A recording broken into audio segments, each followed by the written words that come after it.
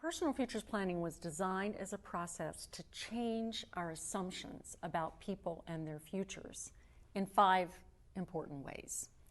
The first shift was to change the way we see people and understand people from a deficiency view toward a capacity view. So the discovery process was one that was designed to highlight and amplify the interests, the preferences, and the hopes that people have for their life in the community. The second assumption is that the vision that we would create together would be an imaginative vision of contribution in the community, not just connecting people to services. So the second important assumption is that we would really reach for possibility. The third assumption is that a group of people would come together, a circle of support that included primarily the people who spent the most time with people. And that was in contrast to the pattern of planning in which it was mostly professionals or those who spent the least amount of time with people who would sit together in a room and plan treatment plans without the individuals involved. So, for example, one of the most interesting things that would happen in the early 1980s when we were doing a personal futures plan is if the person or their family didn't show up or couldn't be there, we would cancel the plan because it wouldn't make sense to develop a plan that didn't include the person. But that was common practice then, and the old way of doing things is that, well, it's the treatment team that does the plan. It doesn't matter whether the person and their family or the direct support staff is there. The fourth assumption that personal futures planning was intended to examine and strengthen is the assumption about what do we believe about community.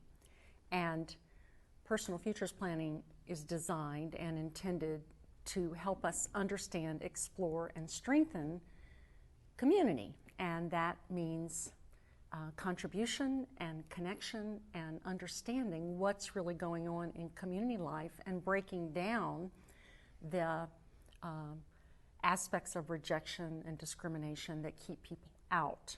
So the fourth assumption is really about moving away from accepting discrimination and rejection by community and assuming that community will be rejecting towards building community, but being really intentional and doing that in a really thoughtful way. Building belonging, not just placement, not just presence, but really belonging.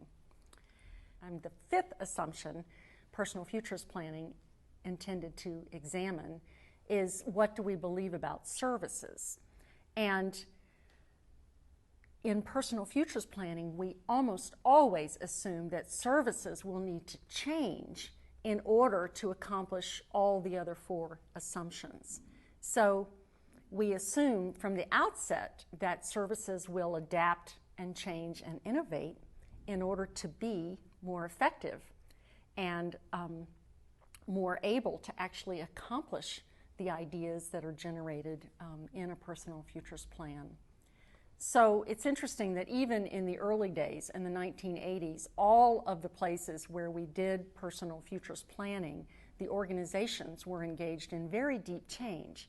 And when the organizations engaged in deep change, then real change happened in the lives of people. And finally, the other element of personal futures planning that has been there since the very beginning is the 5 accomplishments described by John O'Brien and Connie Lyle have always been at the center of personal futures planning. And in fact, even the mapping that is a part of personal futures planning corresponds with those 5 accomplishments. So it kind of gives you a place to understand where you're starting. And then the 5 accomplishments represent sort of that star that we're reaching for. We're reaching for those 5 accomplishments in the life of every person.